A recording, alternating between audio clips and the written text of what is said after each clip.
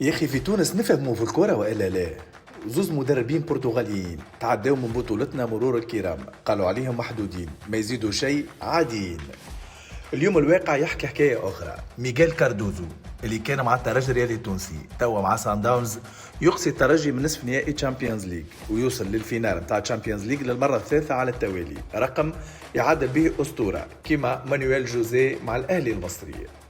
نزيدك ألكسندر سانتوس اللي درب السي اس اس قالوا عليه عادي، توا مع الجيش الملكي المغربي يقصي نهضة بركان بقيادة معين الشعباني ويرجع الفريق للفينال الافريقي بعد 41 سنة كاملة.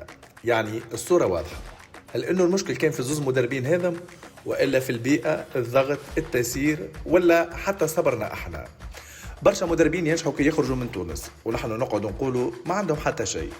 وقتاش باش نبدلوا العقلية؟ وقتاش نعطيو قيمة للكفاءة قبل الحكم؟ الكورة اليوم ما عادش كان أسماء، الكورة خدمة، منظومة ورؤية. وانتي شنو رأيك؟ المشكل في المدربين وإلا في كورتنا؟